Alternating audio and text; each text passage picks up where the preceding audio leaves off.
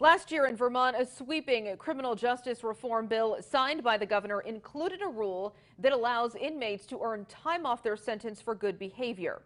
It sparked backlash from crime victims, so the legislature is considering disqualifying inmates held on serious charges such as murder and sexual assault.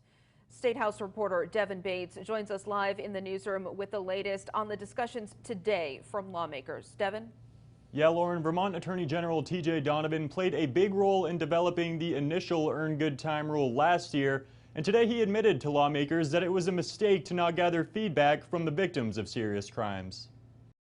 I got it wrong.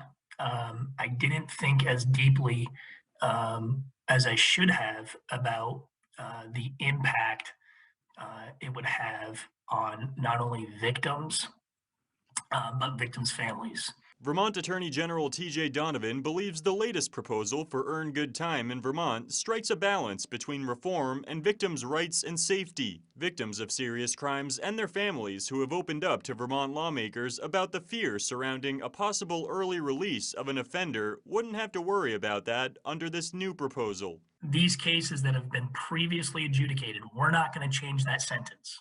We have to say that these words matter, and we have to remain consistent with the sentence that was imposed for the most serious cases. Those facing charges for a serious crime after this bill goes into effect, however, would be offered a pathway to make their case for earned time. You create a process. It's not automatic, but it's a process.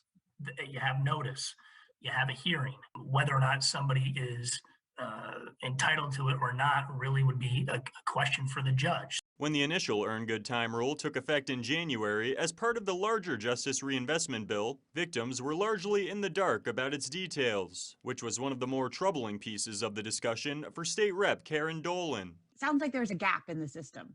Yep. There's a lot of victims that weren't heard, that didn't know that this law was being discussed. We didn't have those conversations with the victims early on in this. They were clear with me. I got it wrong. You didn't think about us. And they were right. And I think that is something that is the lesson here. Now, this version of the bill passed the Senate in February, so we'll wait and see if the House gives it approval this session as well. Live in the newsroom, Devin Bates, Local 22 News.